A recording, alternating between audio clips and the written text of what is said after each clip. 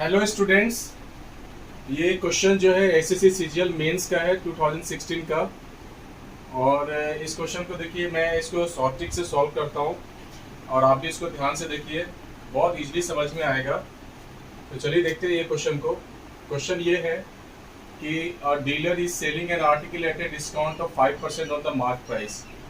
तो mark price पे उसने क्या करा है, 5% का डिस्काउंट दिया है और उस आर्टिकल को क्या कर रहा है, सेल कर रहा है। ठीक है। If the mark price is 12% above the cost price, अगर वही मार्क प्राइस जो है कॉस्ट प्राइस से 12% पे हो, and the article was sold for ₹532, और उसके बाद 532 पर इसको सेल करा जाता है, तो बताना है क्या चाहिए कि उसका कॉस्ट प्राइस क्या होगा। क्लियर है। तो सबसे पहले देखिए, यहाँ पे हमने यहाँ पे डिस्काउंट दिया हुआ है 5%। इसी 5% को सबसे पहले अपन ले लेते हैं। क्लियर। तो 5% का मतलब कितना होगा, 5/100। ठीक है। तो ये हो जाएगा, अपन कितना लेंगे यहाँ पे, 1/20 हो जाएगा। तो देखो आप यहाँ पे ध्यान से देखना कि 5% जो डिस्काउंट किस पे दिया गया, मार्क प्राइस पे। तो हमारा ये जो 20 होगा ना, ये मार्क प्राइस ही होगा। ठीक है। और 1% का डिस्काउंट देगा, जिस पे होगा उसी को लेके चलेंगे। ठीक है। तो यहाँ पे क्या हो जाएगा, मार्क प्राइस कितना हो जाएगा, 20 यूनिट्स। तो 20 यूनिट्स में 1 रुपी वन का मतलब ये डिस्काउंट दिया गया है, तो हमारा डी से डिनोट किया है शॉर्ट फॉर्म में। ठीक है। तो अब देखो यहाँ पे, तो यहाँ पे अपन क्या कर सकते हैं कि ये इतना समझ में आ गया। तो इसका पहले एक बना लेते हैं। सबसे पहले लिखते हैं कॉस्ट प्राइस, फिर लिखते हैं अपन यहाँ पे सेलिंग प्राइस, और यहाँ पर लिखते हैं अपन मार्क प्राइस, और यहाँ पर लिखते हैं डिस्काउंट, यहाँ लिखते हैं प्रॉफिट, यहाँ लिखते हैं लॉस। क्लियर है। तो अब देखिए यहाँ पे, तो सबसे पहले अपन लिख देते हैं क्या क्या है यहाँ पे जो भी है। तो यहाँ पे देखो, ये मार्क प्राइस कितना है, 20 है, तो 20 हमने यहाँ पे लिख दिया। क्लियर। अब ये मार्क प्राइस में कितना का डिस्काउंट दे रहा है, 1 यूनिट का। तो 20 माइनस 1 डिस्काउंट दे रहा है ना, तो 20 माइनस 1, जब भी मार्क प्राइस में से डिस्काउंट माइनस करेंगे ना, तो वो क्या बन जाता है, सेलिंग प्राइस बन जाता है। ये ध्यान रखना। तो मार्क प्राइस में डिस्काउंट माइनस करेंगे तो क्या बनेगा, सेलिंग प्राइस बनेगा। तो सेलिंग प्राइस कितना हो जाएगा, 20 माइनस 1 कितना हो जाएगा, 19 हो जाएगा। क्लियर है। तो और डिस्काउंट कितना का दे रहा है, 1 रुपीज का दे रहा है। क्लियर। अब आगे देखते हैं कितना परसेंट है, ये 12% एबव द कॉस्ट प्राइस। तो कॉस्ट प्राइस से 12% और ज्यादा पे वो उसको मार्क कर रहा है। तो यहाँ पर 12% निकाल लेते हैं पहले। तो 12% कितना होगा, देखो यहाँ पे 4 3 जा 4 25। इस तरह से हमारा देखते हैं क्या, 3/25 हो जाएगा। लेकिन यहाँ पे 25 किसके लिए, आप ध्यान रखना। यहाँ पे क्या लिखा है, 12% एबव द कॉस्ट प्राइस। इसका मतलब जो 25 है ना, यही हमारा कॉस्ट प्राइस है। मान लिया 25, जो 25 है ना, वही हमारा क्या है, 25 यूनिट्स कॉस्ट प्राइस है। और इस पे इस कॉस्ट प्राइस से इसे कितना बढ़ाया गया है, 3। ये 3 का क्या करा गया, इंक्रीज करा गया है। ठीक है। तो यहाँ पे जो कॉस्ट प्राइस दिया गया है ना, वही कॉस्ट प्राइस यहाँ पे लिखता हूँ मैं, 25 लिख देता हूँ मैं। और ये कॉस्ट प्राइस में ये इंक्रीज जितना हुआ है, वही हमारा क्या बन जाता है, ये मार्क प्राइस बन जाता है। लिखा भी है, if the mark price is 12% above the cost price. इसलिए हमारा जो मार्क प्राइस होगा ना, 25 प्लस 3 कितना हो जाएगा, 28 हो जाएगा। क्लियर है।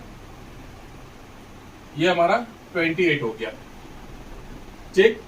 अब यहाँ पे ध्यान से देखिए, अभी इंक्रीज कितना हो रहा है, ये 3 का इंक्रीज होके 25 प्लस 3 तो हो गया 28 हो गया। अब यहाँ पे हमें ध्यान रखना है कि दोनों केस में क्या हो रहा है।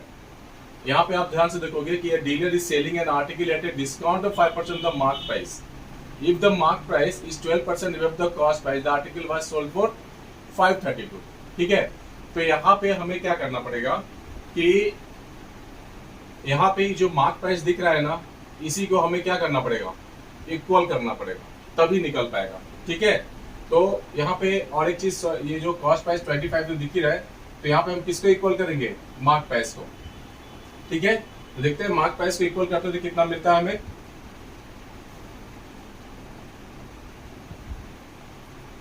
तो यहाँ पे मार्क प्राइस को इक्वल करने के लिए इन दोनों का एलसीएम लेना पड़ेगा। कितना आएगा एलसीएम, अगर मैं इसका एलसीएम लूं तो 28 का जो एलसीएम हो जाएगा, कितना हो जाएगा,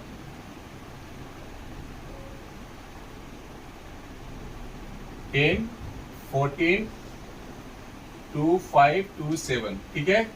तो देखो आप 2 2 जा 4 5 जा कितना होगा, 27 जा 140, यानी इसको भी 140 कर देता हूं मैं, इसको भी 140 कर देता हूं। इसके लिए हमें कितने से मल्टीप्लाई करना पड़ेगा? 5 से। तो 5 से आपको यहाँ भी मल्टीप्लाई करना पड़ेगा, यहाँ आपको मल्टीप्लाई करना पड़ेगा 7 से, तो यहाँ भी 7 से कर देते हैं अपन, और यहाँ भी 7 से कर देते हैं। क्लियर? और इसमें जब ये हो गया तो अब इसमें हम देख सकते हैं क्या कि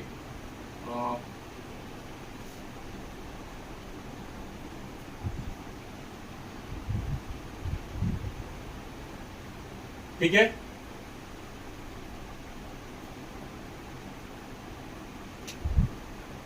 तो आप ध्यान से देखो, तो यहाँ पे क्या हो जाएगा, यही जो अब इसको फिर से लिख रहा हूं मैं, यहाँ पे हो जाएगा ये सेलिंग प्राइस के नीचे लिखा है, यहाँ पे कितना हो जाएगा 140, यहाँ पे हो जाएगा 7, ये भी हो जाएगा 140 और ये हो जाएगा 125 हो जाएगा। क्लियर? तो ये जो यहाँ लिखा है सेलिंग प्राइस, तो आप ध्यान से देखो यही हमारा सेलिंग प्राइस है, लिखा भी है देखो आर्टिकल वाइज सोल्ड फॉर ₹532। तो ये तो हो गया हमारा मार्क प्राइस को इक्वल करा है हमने, ठीक है। तो इसको ये जो 133 है यही हमारा किसके बराबर है? 532 के बराबर है, यानी मैं यहाँ पे कर देता हूँ 133 जो यूनिट्स है हमारा किसके बराबर है? ये हो जाएगा 532 के। तो 1 में कितना हो जाएगा? 1 यूनिट में कितना होगा? ये 532 अपॉन 133, ठीक है। तो देखो ये 4 से कैंसिल हो जा रहा है। क्लियर? तो ये आ जाएगा 4 आ जाएगा, है ना। और हमें निकालना है क्या? देखो ध्यान से कॉस्ट प्राइस लिखा हुआ है, तो ये जो 1 यूनिट के लिए आया है ना 4, यही 4 मल्टीप्लाई हो जाएगा इससे, सॉरी ये 125 से मल्टीप्लाई हो जाएगा। तो जब इसको मल्टीप्लाई करोगे तो कितना आ जाएगा? 4 × 125, ये मिलके आ जाएगा 500। तो देखो ये 500 यहाँ पे ऑप्शन में है कि नहीं है? ये देखो आ गया हमारा ₹500। इस तरह से हमने ये मेंस के क्वेश्चन को सॉल्व कर दिया। अब इसके बाद नेक्स्ट क्वेश्चन पे आएंगे नेक्स्ट वीडियो में, और ये क्वेश्चन है प्रॉफिट एंड लॉस का है। तो अगर ये ट्रिक अच्छा लगा तो इसको लाइक शेयर कीजिए, और अपने फ्रेंड्स जो कॉम्पिटिटिव एग्जाम्स का प्रिपरेशन कर रहे हैं उनमें भी उनको भी बताइए, और सब्सक्राइब भी कीजिए। Thank you.